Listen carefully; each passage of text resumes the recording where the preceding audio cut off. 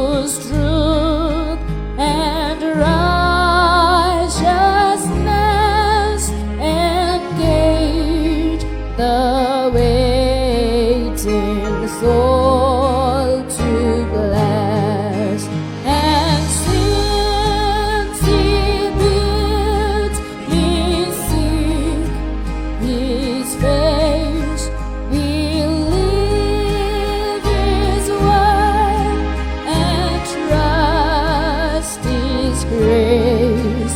I'll cast on Him my every care, and wait for the sweet hour of prayer. Sweet hour of prayer, sweet hour of prayer, may I thy consolation share, till from Mount Pisgah's lofty height I view my home and take my flight. In my thought of flesh, I'll rise to seize the everlasting prize, and shout while passing through the air, farewell, farewell, sweet hour of prayer.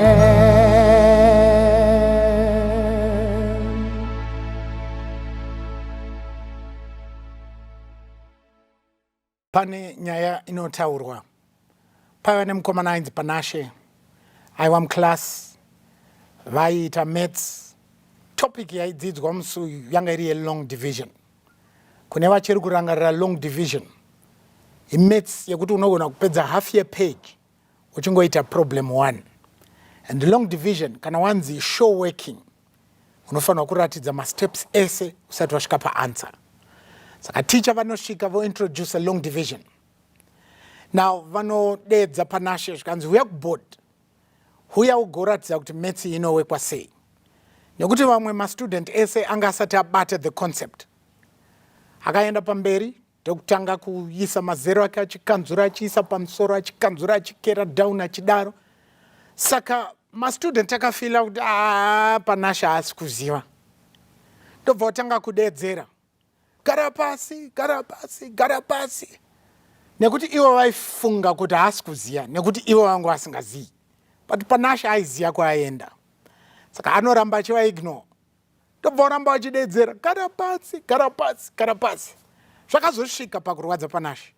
Ndobva acheuka ndokutarisa class yese. Ndobva ati Musandinyararidza, ndikuziva kwandiri kuenda. Anotora time yake, after a period anosvika ozoisa answer. Now kumaths kune vakaita maths, unodraw to line 2. To line 2 toratidza ndo final answer. But kune vakaita maths waizonyora kuti QED. QED zvinoreva kuti quite easily done.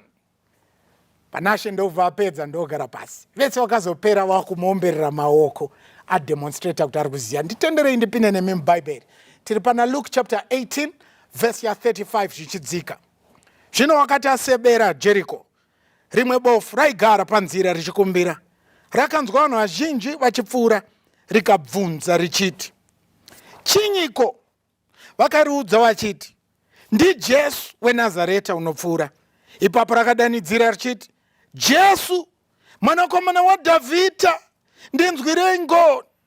Zvino vakanga vatungamira vakarayira kuti rinyarare, asi rakanyanya kudanidzira richiti, mwanakomana waDhavhidha, ndinzwirei ngoni.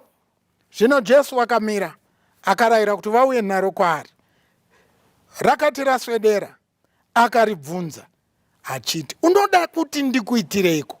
Rikati, Ishe, kuti ndione. Jesu akati kwaari, chiona, kutenda kwako kwakuponesa. pakarepo rikaona rikamutevera richirumbidza Mwari. Vanhu vose vakati vachizviona vakakudza Mwariwo. Mwari anogara achikomborera kuverengwa kweshoko rake. Ngatidzorei usu tinamate, asi tikushandisa musoro unoti musandinyararidze, musandinyararidze. Ngatinamatei. Mwari ari kumusoro kudenga, shoko renyu raraurwa, chidudzirai muri moga. Ndijesu tinamata, amen. Now nyaya iyi inonyorwa na Matthew na Mark na Luke, but ini ndoifarira ichitaurwa na Luke. Mark achiinyora Jesu aibuda muJeriko. Luke achiinyora Jesu ari kupinda muJeriko. Now mukatarisa Jesu ari kupinda muJeriko, anga atobva kusangana nejaya mupfumi. Jesu akunopinda muJeriko, pane bofu raigara padhuze nesuo uchipinda muJeriko. Now bofu iri hatiudzwi kuti bofu iri ranga rane nguva yakaita sei. Luke anongotiudza kuti pane bofu raigara apa. Now riri kugara apapo rakanzwa kupishana kwevanhu, ndobva rabvunza zvikanzi chiiko chiri kuitika. And ndoda kuti munotise vanhu, they are so careful and carefree. Zvikanzi ndiJesu weNazareta ari kupfuura. Bofu ndobva rati, maita henyu mandudza, mwanakomana waDhavhidha ndinzwirei wangoni. Vanhu vaya vamuudza ndobva watendeuka zvikanzi uita noise, nyarara. But kana mambondiudza kuti ndiJesu weNazareta, makundinyararidzei. Regai tifunde apa. Jesu pose paaifamba anga aine maseko matatu. Seko yekutanga yevanhu vaimukomberedza iseko yevadzidzi. Saka vadzidzi James, John, Peter, vese ndo vaimutenderedza, ndo vangu vari padhuze naye. Sure mevadzidzi Jesu aikomberedzwawo nevanhu vechechi, mafarisi, mascribe, vanyori, vakuru vechechi vose.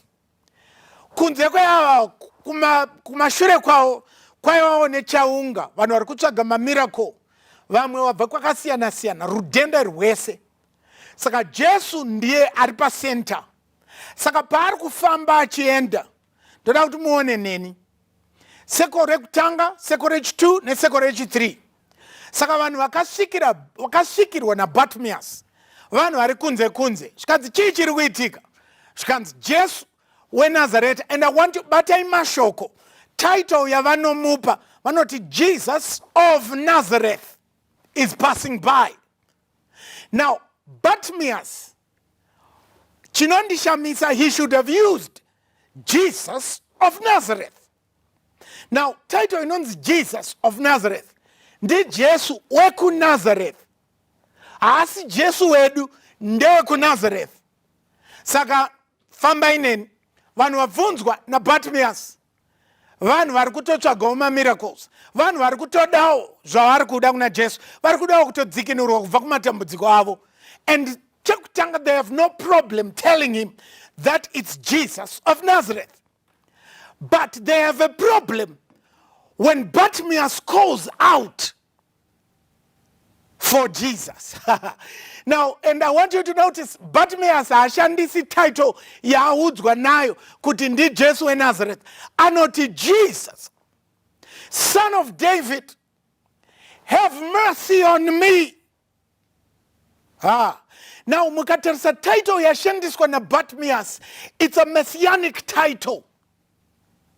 Now chaunga chaudza chobashari, hey, keep quiet, ukuita noise.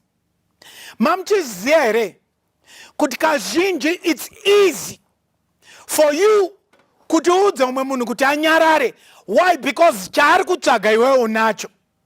Bartimaeus is understanding paari kuti inini I am blind handioni, but chaunga chinoona ndo chiri kumunyararidza. They do not appreciate where he's coming from.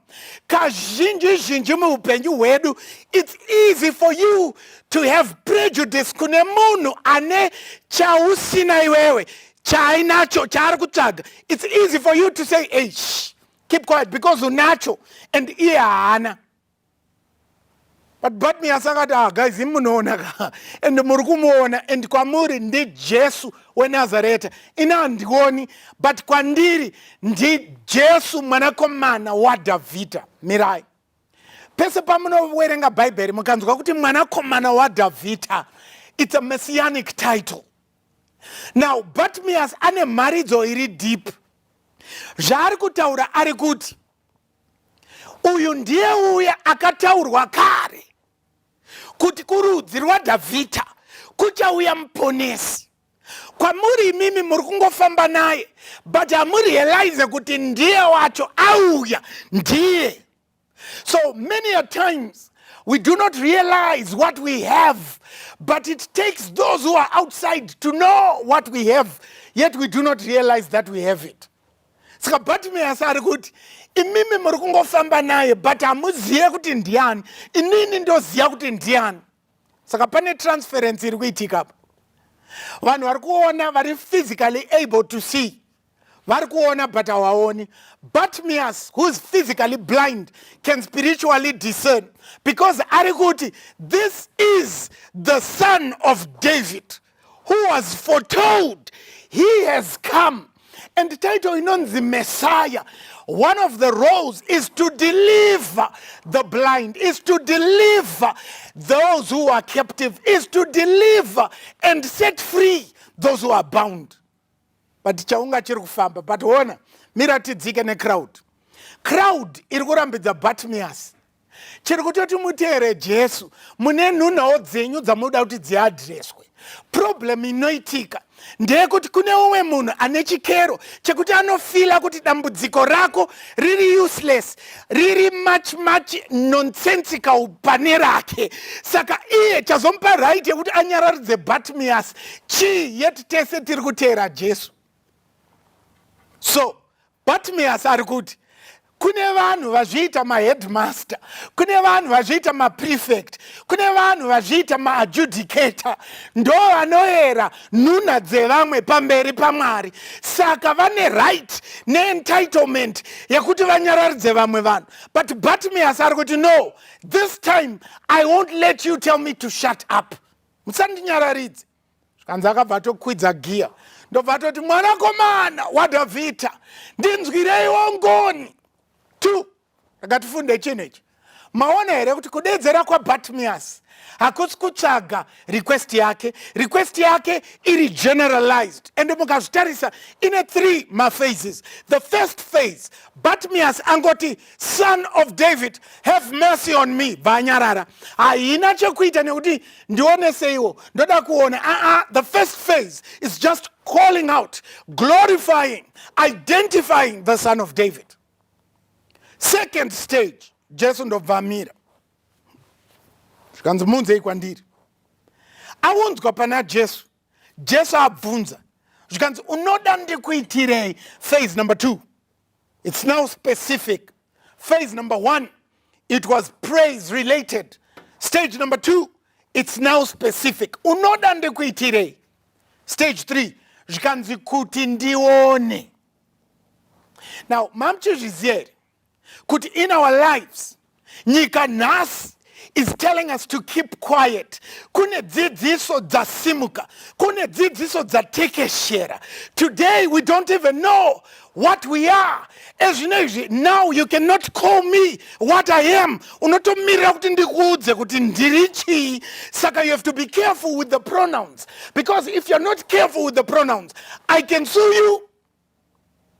Today, the world has become so blinded that they have come to a stage where we need to be reminded what we are. You need to be told, this is black, this is white, this is red. But yet you clearly can see that this is red. It's not white, it's not black.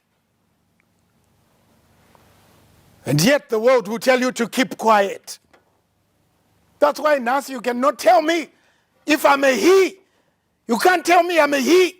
Keep quiet. Let me tell you. But Bartimaeus akati, no, I can't let you tell me to keep quiet. I have to say it. Son of David, have mercy on me. And guess what? Bartimaeus argued, I can't let you continue to walk with Christ, yet you don't know who he is. Imimi kwamuri, mamuti Jesu weNazareth. Maisa locality, that is Jesus of Nazareth. Not Jesus, the Messiah.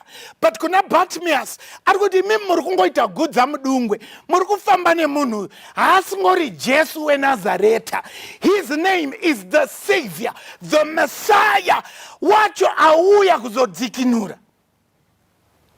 And yet they will tell him to keep quiet. Mamchiziya here kuti nhasi nyika iri kuparidza a certain doctrine, a certain sound, a certain message, and iri kuparidza kudaro, it's telling you keep quiet. You can spiritually see, but the world is telling you keep quiet. This is the truth.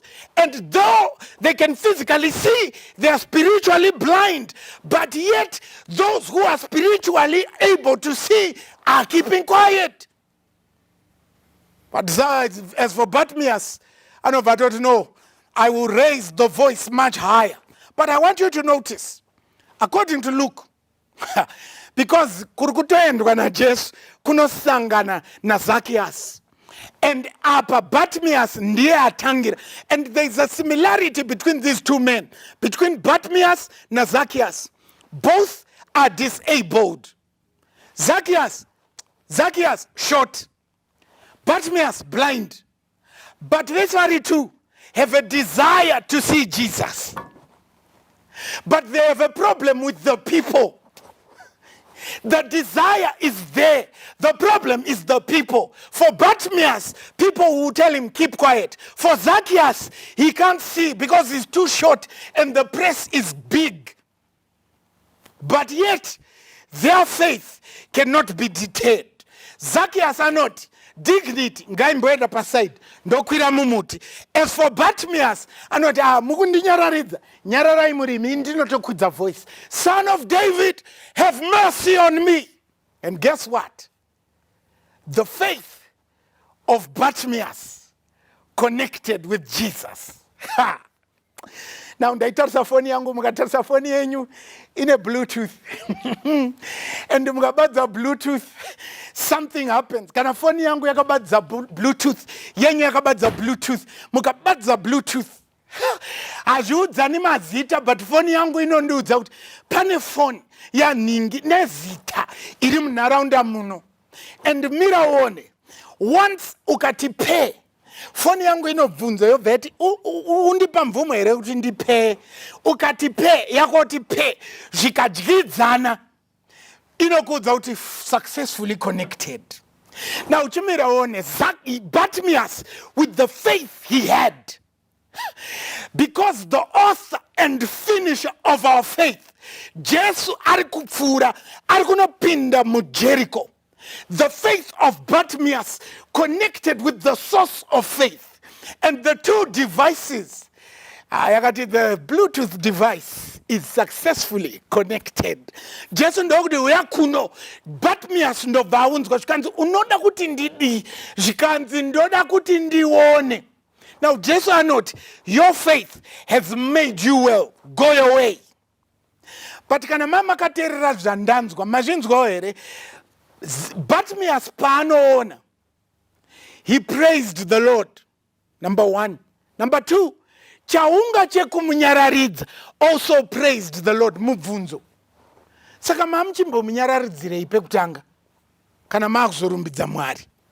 Today, the world will sound a certain sound and they'll tell you to keep quiet. But if you remain resolute, tikaramba tichiridza the trumpet, loud, let it ring. Jesus is coming again. The world will change their song. And they'll end up singing with us.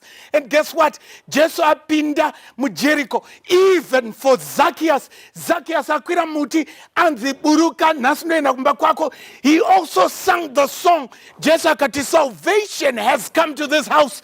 Both Bartimaeus and Zacchaeus got salvation. Yet the people stopped them from seeing Christ. But in us, the world will tell you to keep quiet. The world will tell you, dance to our tune. The world will tell you, sing our song. But Mwari ari kutsvaga vana Bartimaeus. Pachumira tifunde last phase ya Bartimaeus. Bartimaeus panoti son of David. Have mercy on me. Why asina kutanga nengodedzera kuti ndoda kuti ndione. Son of David, make me see. No, anoti son of David, have mercy on me. Now, mukafunda son of David, the root of David. The Messiah was going to come from the root of David. But David, pana Psalm 23, he understood the concept of mercy. That's why Psalm 23, anoti surely goodness and mercy shall follow me the rest of my days. Ngatifunde pana mercy. Now mukafunda Exodus chapter 33 verse 19. Moses achitaura na Mwari anoti Mwari ndoziya maregerera Israel, but Mwari, to fully convince me that you have forgiven Israel, I want to see you face to face. Mwari ndobva taura na Moses, because Moses hakuna munhu anondoona akararama zvikanzi no, regardless I want to see you face to face. Zvikanzi naMwari, okay Moses, I will let mine goodness pass before you. Ndichakuisa mubako and my goodness will pass before you. Zvikanzi it's okay. Mwari anotora Moses omisa mubako and goodness passed before the crevice and Moses saw the backside of goodness. And achiburuka, we have it on record. Aaron anoti kumfana kumeso kwako kuri kubwinya, cover your face. But Moses had only seen the backside of goodness. Now David panoti surely goodness and mercy shall follow me the rest of my days. Anoziya kuti goodness haafambi ari ega. Chinotanga pamberi pa goodness is mercy. Mercy inokuwana uri kumajoti, yokuwana, yokugeza, yokusiya pamakumba goodness. That's why each time you read the Bible, it was mercy that found Rahab, and mercy found Rahab and left her at the feet of goodness. When the walls fell down, Rahab surely felt goodness because she was saved. Saka Bartimaeus, I understand that mercy always is followed by goodness.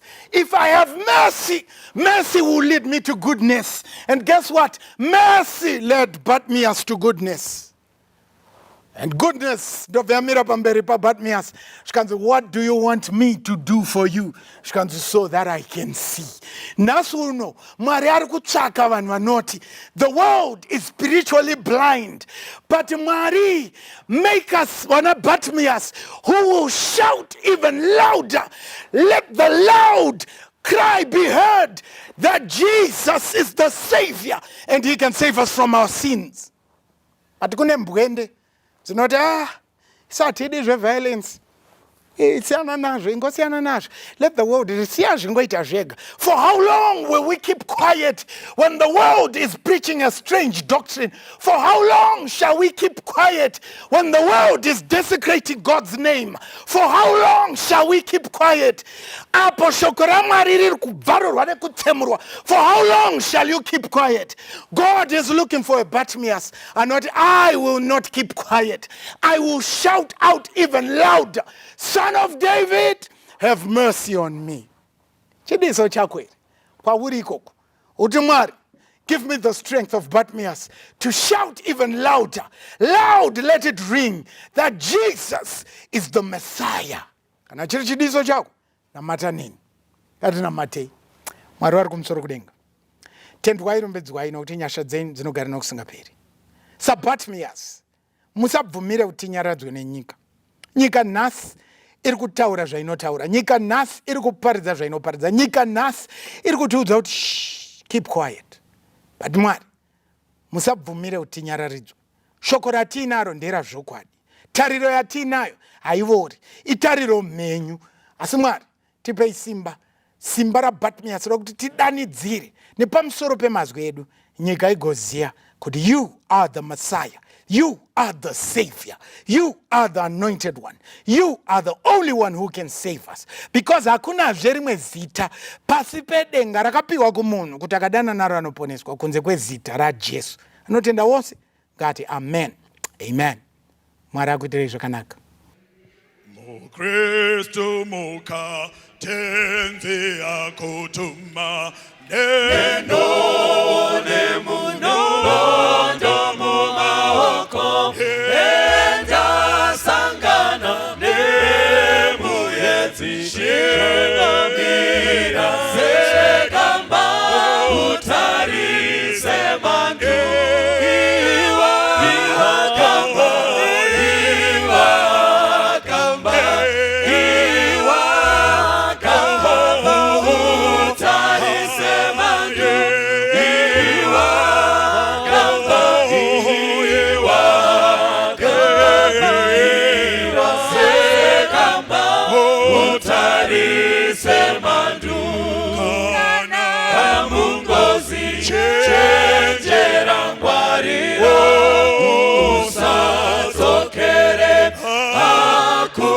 chishangu wakani wedi maunga wakuyegira sekamba utarise mandu iwa kamba iwa kamba iwa kamba utarise mandu iwa kamba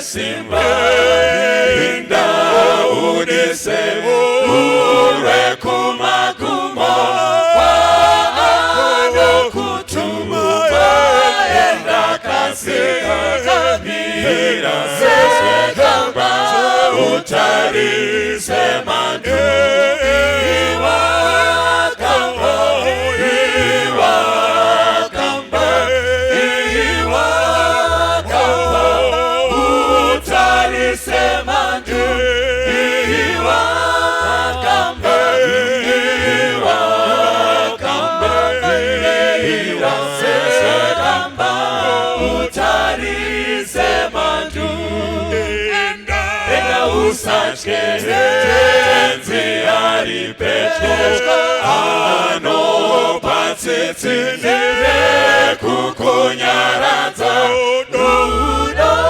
wakese sakarizi mugwehemira sekamba utarise mandu iwa kamba iwa kamba iwa kamba utarise mandu iwa kamba iwa kamba iwa sekamba utarise mandu iwa kamba iwa kamba iwa kamba utarise mandu iwa kamba iwa kamba iwa sekamba utarise mandu iwa kamba